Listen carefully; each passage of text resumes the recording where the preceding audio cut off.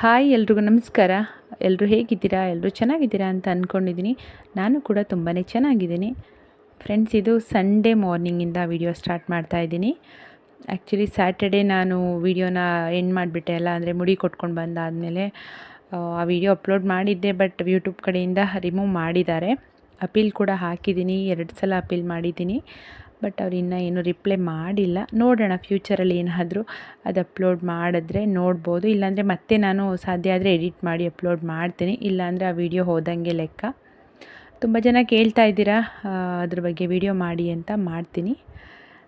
ಇವಾಗ Sunday video continue ಮಾಡ್ತೀನಿ.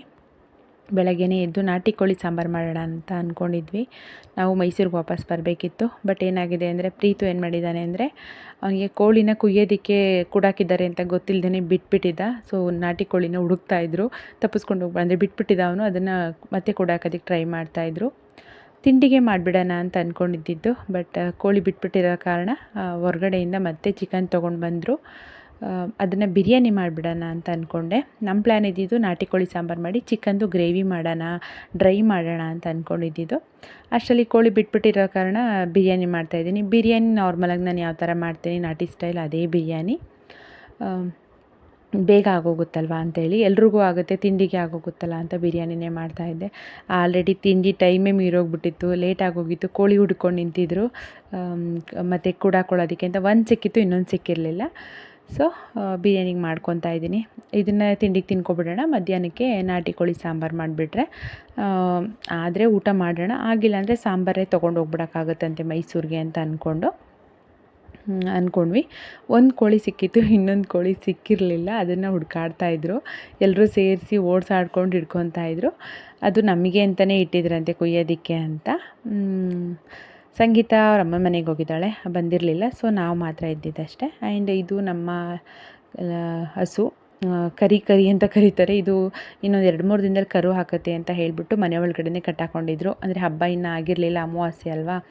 ಅಮಾವಾಸ್ಯೆ ಟೈಮಲ್ಲಿ ಹೊರಗಡೆ ಕಟ್ಟಾಕೋದು ಬೇಡ ಅಂಥೇಳಿ ಒಳಗಡೆ ಕಟ್ಟಾಕೊಂಡಿದ್ರು. ಹಾಗೆ ಇಲ್ಲಿ ಕೋಳಿನ ಕುಯ್ಯೋದಕ್ಕೆ ಅಂತೇಳಿ ರೆಡಿ ಮಾಡ್ಕೊತಿದ್ದಾರೆ. ಅಮ್ಮ ಹೇಳಿದ್ರು, ಹೆಂಗಿದ್ರು ಅದು ಜೋಡಿ ಹುಂಜಗಳು ಕುಯ್ತಾ ಇದ್ದಿದ್ದಲ್ವ, ದೇವ್ರ ಹೆಸ್ರು ಹೇಳ್ಬಿಟ್ಟು ಕುಯ್ದುಬಿಡೋಣ ಬಿಡು, ಮನೇಲಿ ಸಾಕಿರೋ ಕೋಳಿ ಅಲ್ವಾ ಅಂತೇಳಿ ಜೋಡಿ ಹುಂಜನ ಕುಯ್ದರು. ನಾನು ಅದು ಕುಯ್ಯೋದು ಕೂಡ ಹಾಕ್ತಿಲ್ಲ, ಯಾಕೆ ಬೇಕು ಮತ್ತೆ ವೈಲೆನ್ಸ್ ಅಂತೇಳಿ ಮತ್ತೆ ರಿಮೂವ್ ಮಾಡಿಬಿಟ್ರೆ ಕಷ್ಟ ಅಂತೇಳಿ ನಾನು ಅದನ್ನು ಹಾಕಲಿಲ್ಲ. ಜಸ್ಟ್ ಇಷ್ಟು ಮಾತ್ರ ಹಾಕ್ತಿದ್ದೀನಿ. ಹಂಗೂ ಅಮ್ಮ ನಾವು ಹೆಂಗೆಂಗೋ ಕೂತಿದ್ದೀನಿ, ವೀಡಿಯೋ ಮಾಡ್ಕೋಬೇಡಿ ಅಂತ ಇದ್ದರು. ಸ್ವಲ್ಪ ಎಡಿಟ್ ಮಾಡಿ ಹಾಕಿದ್ದೀನಿ. ಬಿರಿಯಾನಿ ಕೂಡ ರೆಡಿ ಆಯಿತು. ಅಷ್ಟರಲ್ಲಿ ಕೋಳಿ ಕ್ಲೀನ್ ಮಾಡ್ತಾಯಿದ್ರು. ನನ್ನ ಮಗ ನಾನು ಮಾಡ್ತೀನಿ ಅಂದ್ಕೊಂಬರ್ತಾನೆ. ಆ್ಯಂಡ್ ಇವತ್ತು ನಾನು ಮಾಡ್ತಿರೋದು ನಾಟಿ ಕೋಳಿ ಸಾಂಬಾರು. ನಮ್ಮ ಅವ್ವ ಹೇಳ್ಕೊಟ್ಟಿದ್ದು, ತುಂಬಾ ಚೆನ್ನಾಗಿರುತ್ತೆ. ಇದ್ರದ್ದು ಆಲ್ರೆಡಿ ರೆಸಿಪಿ ಅಪ್ಲೋಡ್ ಮಾಡಿದ್ದೀನಿ, ನಾನು ತುಂಬ ಹಿಂದೆ ಮಾಡಿಬಿಟ್ಟಿದ್ದೀನಿ. ಬೇಕು ಅಂದರೆ ಯಾರಿಗಾದರೂ ಕಮೆಂಟ್ ಮಾಡಿ, ನೆಕ್ಸ್ಟ್ ಅಪ್ಲೋಡ್ ಮಾಡ್ತೀನಿ. ತುಂಬ ಚೆನ್ನಾಗಿರುತ್ತೆ ಟೇಸ್ಟು. ಏನಪ್ಪ ಅಂದರೆ ಮಾಮೂಲಿ ಈರುಳ್ಳಿ, ಶುಂಠಿ, ಬೆಳ್ಳುಳ್ಳಿ, ಜೀರಿಗೆ ಮತ್ತು ಮೆಣಸು ಎಲ್ಲನೂ ಅಳತೆಗೆ ತೊಗೊಂಡು ಅದನ್ನು ಸ್ವಲ್ಪ ಎಣ್ಣೆ ಹಾಕ್ಕೊಂಡು ಚೆನ್ನಾಗಿ ಫ್ರೈ ಮಾಡ್ಕೋಬೇಕು. ಅದ್ರದ್ದು ಸ್ಮೆಲ್ ಬರಬೇಕು. ಹುರಿತಾ ಇದ್ದರೆ, ಅದು ಎಣ್ಣೆಯಲ್ಲಿ ಫ್ರೈ ಮಾಡ್ಕೊತಾ ಇದ್ದರೆ ಘಮ ಘಮ ಅಂತ ಸ್ಮೆಲ್ ಬರುತ್ತೆ.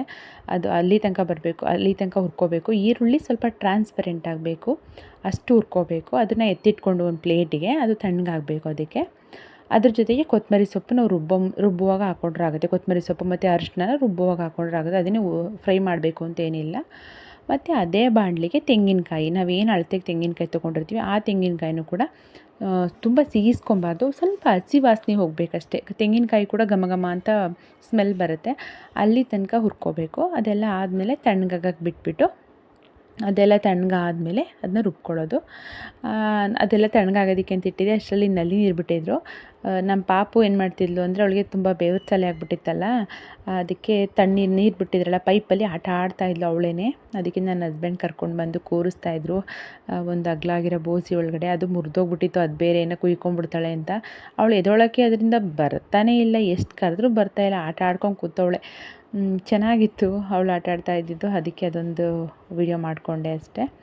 ಊರಿಗೋದ್ರೆ ಅಲ್ಲಿ ಪಾಪು ನೋಡ್ಕೊಳಕ್ಕೆ ನನಗೇನು ಕಷ್ಟ ಅನಿಸಲ್ಲ, ಯಾರಾದರೂ ಇರ್ತಾರೆ, ಎತ್ಕೊತಾರೆ, ಆಟ ಆಡಿಸ್ಕೊತಾರೆ. ಹಾಗಾಗಿ ಅಷ್ಟೊಂದೇನು ಅನಿಸಲ್ಲ. ಮೇನ್ ಅಪ್ಪಾಜಿ ಅಮ್ಮ ಇರ್ತಾರಲ್ಲ, ಅವರೇ ನೋಡ್ಕೊಂಬಿಡ್ತಾರೆ. ಅಪ್ಪಾಜಿ ಹತ್ರ ಹೋದರೆ ಅವ್ರ ಅಪ್ಪಾಜಿ ಒಬ್ರು ಇದ್ದರೆ ಸಾಕು, ನೋಡ್ಕೊತಾರೆ. ಆಟ ಆಡ್ತಾಯಿದ್ಲು ನೀರೊಳಗಡೆ ಚೆನ್ನಾಗಿ. ಆಮೇಲೆ ನಾನು ಈಗ ನಾಟಿ ಕೋಳಿ ಸಾಂಬಾರ್ದು ಏನು ನಾನು ರೆಸಿಪಿ ತೋರಿಸ್ತಾ ಇದ್ದೀನಿ, ಇದನ್ನ ಇನ್ನೊಂದು ಸಲ ನಾನು ಇಲ್ಲಿ ಮೈಸೂರಲ್ಲಿ ಮಾಡಿದಾಗ ಕಂಪ್ಲೀಟಾಗಿ ಸ್ಟೆಪ್ ಬೈ ಸ್ಟೆಪ್ಪು ತೋರಿಸ್ಕೊಡ್ತೀನಿ. ತುಂಬ ಚೆನ್ನಾಗಿರುತ್ತೆ. ನಮ್ಮವ್ವ ಹೇಳ್ಕೊಟ್ಟಿದ್ದು ರೆಸಿಪಿ ನನಗೆ. ಒಂದು ಸಲ ಟ್ರೈ ಮಾಡಿ ನೀವೇ ಖುಷಿ ಪಟ್ಬಿಡ್ತೀರಾ. ಮತ್ತು ಯಾವಾಗ ಮಾಡಿದ್ರು ಇದೇ ಥರ ಮಾಡ್ತೀರಾ. ತೆಂಗಿನಕಾಯಿ ಹುರಿದಿಟ್ಕೊಂಡಿದ್ನಲ್ಲ ಅದರೊಳಗಡೆಗೆ ಗಸಗಸೆ, ಸ್ವಲ್ಪ ಮೆಣಸು, ಚಕ್ಕೆ, ಲವಂಗ, ಹುರ್ಗಡ್ಲೆ ಒಂದು 2 ಚಮಚದಷ್ಟು, ಸ್ವಲ್ಪ ಕೊತ್ತಂಬರಿ ಸೊಪ್ಪು ಇಷ್ಟನ್ನು ಹಾಕಿ ರುಬ್ಕೊಳ್ತಾ ಇದ್ದೀನಿ. ಮೊದಲಿಗೆ ನಾನು ಈರುಳ್ಳಿ ಖಾರ ಇತ್ತಲ್ಲ ಅದನ್ನು ರುಬ್ಬಿಟ್ಕೊಂಡ್ಬಿಟ್ಟೆ. ಅದಾದಮೇಲೆ ತೆಂಗಿನಕಾಯಿ ರುಬ್ಕೊಂಡೆ. ಹಾಗೆ ಖಾರದ ಪುಡಿನ ಸಪ್ರೇಟ್ ರುಬ್ಕೊಂಡಿದ್ದೀನಿ. ಧನಿಯಾ ಪುಡಿ ಮತ್ತು ಚಿಲ್ಲಿ ಪೌಡರ್ನ ಸಪ್ರೇಟ್ ರುಬ್ಕೊಂಡಿದ್ದೀನಿ. ಇವಾಗ ಒಗ್ಗರಣೆಗೆ ಹಾಕ್ತಾಯಿದ್ದೀನಿ. ಸ್ವಲ್ಪ ಎಳೆ ಕೋಳಿ ಇದು ಬಲ್ತಿರಲಿಲ್ಲ, ಹಾಗಾಗಿ ಪಾತ್ರೆಯಲ್ಲೇ ಮಾಡ್ತಾಯಿದ್ದೀನಿ. ಈ ನಾಟಿ ಕೋಳಿ ಅಂದರೆ ಸ್ವಲ್ಪ ಬಲ್ತ್ಬಿಟ್ಟಿದ್ರೆ ಕುಕ್ಕರಲ್ಲಿ ಕೂಗಿಸ್ಕೋಬೇಕಾಗುತ್ತೆ. ಬಟ್ ಅಮ್ಮ ಹೇಳಿದ್ರು ಕೋಳಿ ಏನಂತ ಬಲ್ತಿಲ್ಲ, ಎಳೆದಿದೆ, ಪಾತ್ರೆಯಲ್ಲೇ ಮಾಡಿಬಿಡು ಅಂತ ಹೇಳಿದ್ರು. ನನಗೂ ನೋಡಿದಾಗ ಗೊತ್ತಾಯಿತು, ಅದು ಮಟನ್ ನೋಡಿದ ತಕ್ಷಣ ಗೊತ್ತಾಗ್ಬಿಡುತ್ತೆ ಅದು ಎಳೆ ಕೋಳಿ ಅಂತ. ಪಾತ್ರೆಯಲ್ಲೇ ಮಾಡ್ತಾಯಿದ್ದೀನಿ. ಫಸ್ಟಿಗೆ ಮಾಮೂಲಿ ಎಣ್ಣೆ ಹಾಕ್ಕೊಂಡು ಈರುಳ್ಳಿ ಖಾರ ಹಾಕ್ಕೊಂಡು ಹುರ್ಕೋಬೇಕು. ಅಂದರೆ ಹಸಿ ವಾಸನೆ ಆಲ್ರೆಡಿ ಹೋಗಿರುತ್ತಲ್ವ, ಹಂಗಾಗಿ ತುಂಬ ಹುರ್ಕೊಳ್ಳೋದೇನು ಬೇಡ. ಸ್ವಲ್ಪ ಹುರ್ಕೊಂಡು ಆಮೇಲೆ ನಾವೇನು ಚಿಕನ್ ಕಟ್ ಮಾಡಿ ಇಟ್ಕೊಂಡಿರ್ತೀವಿ ಅದನ್ನು ಇದರೊಳಗಡೆ ಹಾಕ್ಕೊಂಡು ಚೆನ್ನಾಗಿ ಮಿಕ್ಸ್ ಮಾಡ್ಕೋಬೇಕಾಗತ್ತೆ. ಚಿಕನ್ನ ಆದಷ್ಟು ಬರ್ನ್ ಮಾಡಬೇಕು. ಅಂದರೆ ಸೌದೆಲಿ ಬೆಂಕಿನಲ್ಲಿ ಸುಡ್ತಾರೆ ಗೊತ್ತಾ, ಆ ಥರ ಸುಟ್ಟಷ್ಟು ಒಳ್ಳೆ ಟೇಸ್ಟ್ ಬರುತ್ತೆ, ಹಸಿ ಹಸಿ ವಾಸನೆ ಹೊಡೆಯಲ್ಲ. ಆ ಥರ ಸುಟ್ಕೊಂಡು ಮಾಡಬೇಕು. ನಾವಿಲ್ಲಿ ಮೈಸೂರಲ್ಲಿ ನಾವು ಫಾರಮ್ ಕೋಳಿ ತಂದರೂ ಕೂಡ ಚೆನ್ನಾಗಿ ಬರ್ನ್ ಮಾಡಿಸ್ಬಿಟ್ಟೆ ತೊಗೊಂಬರೋದು. ಇಲ್ಲಾಂದರೆ ಅದು ಚೆನ್ನಾಗಿ ಅನಿಸಲ್ಲ, ನನಗೆ ಟೇಸ್ಟೇ ಇಷ್ಟ ಆಗಲ್ಲ. ಅದಕ್ಕೆ ಇವಾಗ ಅದೇನು ಚಿಕನ್ ಇದೆ ಅಷ್ಟನ್ನು ಹಾಕ್ಬಿಟ್ಟು ಚೆನ್ನಾಗಿ ಅದನ್ನ ಮಿಕ್ಸ್ ಮಾಡ್ಕೋಬೇಕಾಗುತ್ತೆ. ತುಂಬ ಏನು ಇದು ಮಾಡೋದು ಬೇಡ. ಅಂದರೆ ಕೋಳಿನಲ್ಲೇ ನೀರಿನಂಶ ಇರುತ್ತೆ, ಹಂಗಾಗಿ ಅದೇ ನೀರು ಬಿಡಬೇಕು. ಅಲ್ಲಿ ತನಕ ಇದನ್ನೇ ಚೆನ್ನಾಗಿ ಮಿಕ್ಸ್ ಮಾಡಿ ಬೇಯಿಸ್ಕೊಬೇಕು. ತಕ್ಷಣಕ್ಕೆ ನೀರು ಆ ಥರದ್ದೆಲ್ಲ ಹಾಕಕ್ಕೆ ಹೋಗಬಾರ್ದು. ಬೇಕಂದರೆ ಸ್ವಲ್ಪ ಸಾಲ್ಟ್ ಹಾಕ್ಬೋದು. ಸಾಲ್ಟ್ ಹಾಕ್ಬಿಟ್ಟು ಚೆನ್ನಾಗಿ ಅದರಲ್ಲಿ ತಿರುಗಿಸಿ ಬೇಯಿಸ್ಕೊಂಡ್ರೆ ಚೆನ್ನಾಗಿ ನೀರು ಬಿಟ್ಕೊಳ್ಳುತ್ತೆ. ಆ ನೀರು ಬಿಟ್ಟ ಮೇಲೆ ನಾನು ಖಾರದ ನೀರನ್ನ ಹುಯ್ಕೊಂಡೆ. ಯಾವ ಖಾರ ಅಂದರೆ ಬರೀ ಖಾರದ ಪುಡಿ ರುಬ್ಬಿಟ್ಕೊಂಡಿದ್ನಲ್ಲ ಆ ಖಾರದ ನೀರು ಹುಯ್ದು ಸ್ವಲ್ಪ ಬಿಸಿನೀರು ಹಾಕ್ಬಿಟ್ಟು ಬೇಯಿಸ್ಕೊತಾ ಇದ್ದೀನಿ. ಅಷ್ಟರೊಳಗಡೆ ಮಧ್ಯಾಹ್ನಕ್ಕೆ ಜ್ಯೂಸ್ ಕುಡಿಯೋಣ ಅಂತ ಅಂದ್ಬಿಟ್ಟು, ಸಿಕ್ಕಾಪಟ್ಟೆ ಬಿಸಿಲಲ್ವಾ, ಈ ಗಿಡದಲ್ಲಿ ಇರಳಿಕಾಯಿ ಜ್ಯೂಸನ್ನ ಮಾಡಿದೆ. ನೋಡಿ, ಇನ್ನೂ ನಾನು ಮಸಾಲೆ ಹಾಕಿಲ್ಲ, ಬರೀ ಖಾರದ ಪುಡಿ ನೀರಲ್ಲಿ ಬೇಯಿಸ್ತಾ ಇರೋದು. ಈ ಥರ ಬೆಂದಿರೋ ರಸನ ತೆಗೆದು ಕುಡಿದ್ರೆ ಶೀತಕ್ಕೆ ಎಲ್ಲ ತುಂಬ ಒಳ್ಳೆಯದು ಅಂತ ಕುಡಿತಾರೆ. ಬಟ್ ಮನೇಲಿ ಯಾರೂ ಇರಲಿಲ್ಲ, ಎಲ್ಲ ಹೊಲ್ದ ಹತ್ರ ಹೋಗ್ಬಿಟ್ಟಿದ್ರು, ಹಂಗಾಗಿ ಯಾರಿಗೂ ಕೊಡಲಿಲ್ಲ ಅದನ್ನು. ಇವಾಗ ಮಸಾಲೆ ರುಬ್ಬಿಟ್ಕೊಂಡಿದ್ನಲ್ಲ, ತೆಂಗಿನಕಾಯಿ, ಹುರ್ಗಡ್ಲೆ, ಗಸಗಸೆ ಎಲ್ಲ ಅದನ್ನು ಹಾಕಿ ಚೆನ್ನಾಗಿ ಮಿಕ್ಸ್ ಮಾಡಿಕೊಂಡು ಕನ್ಸಿಸ್ಟೆನ್ಸಿ ನೋಡ್ಕೊಳ್ಳಿ. ತುಂಬ ಗಟ್ಟಿಯಾದರೆ ಸಾಂಬಾರು ಚೆನ್ನಾಗಿ ಅನಿಸಲ್ಲ, ತೀರಾ ತೆಳುವಾದರೂ ಕೂಡ ಚೆನ್ನಾಗಿ ಅನಿಸಲ್ಲ. ನೋಡಿಕೊಂಡು ಇದನ್ನ ನಾವು ಅಡ್ಜಸ್ಟ್ ಮಾಡ್ಕೋಬೇಕು, ನೀರನ್ನ ಹಾಕ್ಕೊಂಡು ಅಡ್ಜಸ್ಟ್ ಮಾಡ್ಕೋಬೇಕು. ತುಂಬ ಚೆನ್ನಾಗಿರುತ್ತೆ. ಬೇಕು ಅಂದರೆ ಮೇಲ್ಗಡೆ ಸ್ವಲ್ಪ ಕೊತ್ತಂಬರಿ ಸೊಪ್ಪು ಹಾಕೋಬೇಕು. ಇದಕ್ಕೆ ಯಾವುದೇ ರೀತಿ ಆರ್ಟಿಫಿಷಿಯಲ್ ಪೌಡರು, ಕಲರು ಏನೂ ಹಾಕಲ್ಲ, ಪ್ಯೂರ್ ನಾಟಿ, ಸೂಪರಾಗಿರುತ್ತೆ. ಇನ್ನು ನಮ್ಮ ಕಡೆ ಒಂದು ಸಂಪ್ರದಾಯ ಇದೆ, ಈ ಥರ ಮಾಡಿದಾಗ ಒಂದು ಕಬ್ಬಿಣದ ಚಾಕುನೋ ಇಲ್ಲ ಕುಡ್ಗೋಲು ಬರುತ್ತಲ್ಲ ಅದನ್ನು ಬೆಂಕಿನಲ್ಲಿ ಕಾಯಿಸಿ ಈ ಥರ ನೀರು ಉಳಿಸ್ಬಿಟ್ಟು ಅದಕ್ಕೆ ಅಜ್ಜಿತೀವಿ. ಅಂದರೆ ಏನಾದರೂ ದೃಷ್ಟಿಗಿಷ್ಟಿ ಇದ್ದರೆ ಹೋಗಲಿ ಅಂತ ಅಂದ್ಬಿಟ್ಟು. ಸೊ ಅದೇ ಥರ ಮಾಡಿದೆ ನಾನು ಕೂಡ, ಚಾಕುನ ಕಾಯಿಸ್ಬಿಟ್ಟು ಅಜ್ಜಿದೆ. 2 ಕೋಳಿ ಅಲ್ವಾ, ಹಂಗಾಗಿ. ಬಟ್ ಮಟನ್ ಮಾತ್ರ ಸಖತ್ತಾಗಿತ್ತು, ಟೇಸ್ಟ್ ಮಾತ್ರ ಸೂಪರು. ಸಾಂಬಾರು ಅಷ್ಟೇ ತುಂಬ ಚೆನ್ನಾಗಿತ್ತು. ಊಟ ಎಲ್ಲ ಮಾಡಿದ್ವಿ, ಬಟ್ ನಾವು ಊಟ ಮಾಡಲಿ ಸಾಂಬಾರನ್ನ ಮೈಸೂರಿಗೆ ತೊಗೊಂಡು ಬಂದುಬಿಟ್ವಿ. ಹಾಗೆ ನುಗ್ಗೆಕಾಯಿ, ನಮ್ಮ ತೋಟದಲ್ಲಿ ನುಗ್ಗೆಕಾಯಿ ಬೆಳೆದಿತ್ತಲ್ಲ, ನಾನು ತೋಟದ ಹತ್ರ ಹೋಗೋಕ್ಕಾಗಲಿಲ್ಲ, ಹಸ್ಬೆಂಡೇ ಕುಯ್ಕೊಂಡು ಬಂದಿದ್ದರು. ಸ್ವಲ್ಪ ಕುಯ್ಕೊಂಡು ಬಂದಿದ್ದರು, ಒಂದು 8-9 kg ಅಷ್ಟಿತ್ತು. ಅದ್ರಲ್ಲಿ ನಮ್ಗೆ ಎಷ್ಟು ಬೇಕು ಅಷ್ಟು ತೊಗೊಂಡು ಇವಾಗ ಮೈಸೂರು ಕಡೆ ಹೊರಟ್ವಿ. ದಾರಿನಲ್ಲಿ ಮಾಮೂಲಿ ಮಲ್ಲಿಗೆ ಹೂವು, ನನಗಿಷ್ಟ, ಮಲ್ಲಿಗೆ ಹೂವು ಕೊಡಿಸಿದ್ರು. ಇವಾಗ ಮೈಸೂರಿಗೆ ಹೋಗ್ತಾ ಇದ್ದೀವಿ. ಅಲ್ಲಿ ಹಳೆ ಮನೆಗೆ ಪೇಂಟ್ ಮಾಡೋಕ್ಕೆ ಬಂದಿದ್ದರು. ಅವರು ಬೇಗ ಬನ್ನಿ ಅಂತ ಹೇಳ್ತಾಯಿದ್ರು. ನಾವು ಆಲ್ರೆಡಿ ಸಂಜೆನೇ ಆಗೋಯ್ತು ಅಂತ ಅಂದ್ಕೊಳ್ಳಿ, ಮುಸ್ಸಂಜೆನೇ ಆಗೋಗಿತ್ತು. ಆವಾಗ ಹೋಗ್ತಾ ಇದ್ದೀವಿ. ಅಲ್ಲಿ ಪೇಂಟ್ ಮಾಡೋರ ಜೊತೆಗೆ ಇರಬೇಕಲ್ವಾ, ಪಾಪ ಅವ್ರು ಕರಿತಾನೆ ಇದ್ದರು. ಅಂದರೆ ತುಂಬ ಗೊತ್ತಿರೋರೇನೆ, ಏನು ಬೇರೆಯವ್ರೇನಲ್ಲ, ಗೊತ್ತಿರೋರೇನೆ. ಹಾಗಾಗಿ ನಾವು ಲೇಟಾಗಿ ಹೋಗ್ತಿದ್ದೀವಿ ಅಷ್ಟೇ. ನಾವು ಹೋಗೋಷ್ಟ್ರೊಳಗಡೆ ಅವ್ರು ಪೇಂಟಿಂಗ್ ಕೆಲಸ ಕಂಪ್ಲೀಟಾಗಿ ಮುಗಿಸಿದ್ರು. ನಿಜ ಹೇಳಬೇಕು ಅಂದರೆ ಸಖತ್ತಾಗಿ ಪೇಂಟ್ ಮಾಡಿದರು. ನಮಗೆ ಆ ಮನೇನ ಓನರ್ ಕೊಟ್ಟಾಗ ಇಷ್ಟೊಂದು ಚೆನ್ನಾಗಿ ಕೊಟ್ಟೇ ಇರಲಿಲ್ಲ, ಹೇಳಬೇಕು ಅಂತಂದರೆ. ತುಂಬಾ ಚೆನ್ನಾಗಿ ಪೇಂಟ್ ಮಾಡಿದರು. ಆ ಪಟ್ಟಿಗಳೆಲ್ಲ ಅಷ್ಟೇ ತುಂಬ ಚೆನ್ನಾಗಿ ಮಾಡಿದರು. ಖುಷಿಯಾಗೋಯಿತು. ಅಂದರೆ ಕೆಲವರೆಲ್ಲ ಪೇಂಟ್ ಮಾಡೋರು ನಾವಲ್ಲಿಲ್ಲ ಅಂದರೆ ಹೆಂಗೆಂಗೋ ಮಾಡಿಬಿಟ್ಟು ಪೇಂಟ್ ಮಾಡಿಬಿಟ್ಟು ಹೊರಟೋಗ್ಬಿಡ್ತಾರೆ. ಬಟ್ ಇವ್ರು ಹಂಗಲ್ಲ, ನಾವು ಯಾರೂ ಇರಲೇ ಇಲ್ಲ, ನಾನಾಗಲಿ ನಮ್ಮ ಹಸ್ಬೆಂಡ್, ಯಾರೂ ಇಲ್ದಿಲ್ಲ, ಬರೀ ಅವರವರೇ ಮಾಡಿದ್ದು. ನನ್ನ ಹಸ್ಬೆಂಡ್ ಇದ್ದಾರಲ್ಲ, ಅವ್ರ ಫ್ರೆಂಡ್ಸೇ. ತುಂಬಾ ಚೆನ್ನಾಗಿ ಪೇಂಟ್ ಮಾಡಿದರು. ಅಲ್ಲೇ ಇದ್ದು ನಿಂತು ಮಾಡಿಸ್ತಾರೆ ಗೊತ್ತಾ, ಆ ಥರ ಮಾಡಿದರು. ಓನರ್ ಏನೋ 2 ಸಲ ಬಂದು ಎಲ್ಲೆಲ್ಲಿ ಮಾಡಬೇಕು ಅಂತ ಹೇಳ್ಬಿಟ್ಟು ಹೋಗಿದ್ರಂತೆ ಅಷ್ಟೇ. ಅದು ಬಿಟ್ಟರೆ ಮಿಕ್ಕಿದ್ದೆಲ್ಲ ಅವರೇನೆ ತೊಗೊಂಡು ಪೇಂಟ್ ಮಾಡಿದರು. ಸಖತ್ತಾಗಿ ಮಾಡಿದರು. ಪೇಂಟಿಂಗ್ ವರ್ಕ್ ಎಲ್ಲ ಸೂಪರಾಗಿ ಮಾಡ್ತಾರೆ. ರೀಸನಬಲ್ ಪ್ರೈಸು, ತುಂಬ ಹೈ ಪ್ರೈಸ್ ಅಂತ ಏನಿಲ್ಲ, ರೀಸನಬಲ್ ಪ್ರೈಸು. ಯಾರಿಗಾದ್ರೂ ಸುತ್ತಮುತ್ತ ಮೈಸೂರಲ್ಲಿರೋರು, ಅಕ್ಕಪಕ್ಕದ ಹಳ್ಳಿಯವರು ಯಾರು ಬೇಕಂದರೆ ಕೇಳಿ ಅವ್ರ ಕಾಂಟ್ಯಾಕ್ಟ್ನ ಬೇಕಾದ್ರೆ ಶೇರ್ ಮಾಡ್ತೀನಿ. ತುಂಬ ಚೆನ್ನಾಗಿ ಪೇಂಟ್ ಮಾಡ್ತಾರೆ. ಆಲ್ರೆಡಿ ಒಂದು 15 ವರ್ಷದ ಎಕ್ಸ್ಪೀರಿಯೆನ್ಸ್ ಇದೆ ಅವರಿಗೆ. ಯಾರಿಗಾದ್ರು ಬೇಕಂದರೆ ನನಗೆ ಕಮೆಂಟ್ ಮಾಡಿ, ಬೇಕಂದರೆ ಅವ್ರ ಹತ್ರ ಕೇಳಿಬಿಟ್ಟು ನಾನು ನಿಮಗೆ ಅವ್ರ ಕಾಂಟ್ಯಾಕ್ಟ್ ನಂಬರ್ನ ಶೇರ್ ಮಾಡಿಕೊಡ್ತೀನಿ. ಇಲ್ಲಿ ಹೊರಗಡೆ ಮಕ್ಕಳು ಆಟ ಆಡ್ತಾ ಇದ್ದಾರೆ, ಹಾಗಾಗಿ ಸ್ವಲ್ಪ ಡಿಸ್ಟರ್ಬೆನ್ಸ್ ಇದೆ, ಪ್ಲೀಸ್ ಅಡ್ಜಸ್ಟ್ ಮಾಡ್ಕೊಳ್ಳಿ.